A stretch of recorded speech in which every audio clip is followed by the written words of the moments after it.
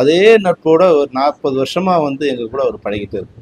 சில நேரங்களில் வந்து அவர் ஒரு முள் பூத்த ரோஜா செடி மாதிரியோ இல்லை வந்து பலாப்பழம் மாதிரி இருப்பார் சில நேரங்களில். அதனால வந்து நம்ம அவரை உடனே வெறுத்துடக்கூடாது.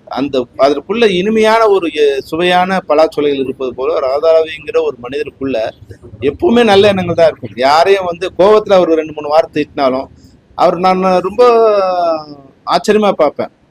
அவர் யாரையாவது மரியாதையா கூப்பிட்டாருன்னா உடனே யாரை கூப்பிட்டாரோ அவன் ரொம்ப வருத்தமா என்னென்ன என் மேல கோவம்மா, இல்லைன்னா மரியாதையா கூப்பிட்டா ஏன்டா கோவம் நினைக்கிறாங்கன்னா அவர் வார்த்தையில அவர் பாஷையில இங்க வாடான்னா தான் அழைக்கப்படுறவன் வந்து சந்தோஷமா என்னன்னு அப்படின்னு வந்து நிற்கிறான். அது வந்து என்னன்னா அவர் ஒரு நிர்வாக தலைவரா வந்து இவங்ககிட்ட நடந்துக்கல. அது வந்து ஒரு சகோதரனா ஒரு மூத்த அண்ணனா தான் எல்லார்ட்டையும் நடந்துட்டு இருக்காரு. அது சில நேரங்கள்ல சிலருக்கு ஒரு வலி ஏற்படுத்திருக்கலாம். அதை வந்து ஒரு பெருசா எடுத்துக்க வேண்டிய அவசியம் இல்லை. சகோதரர் ராதாரவி என்னை பொறுத்த வரைக்கும் ஒரு இனிமையான மனிதர்.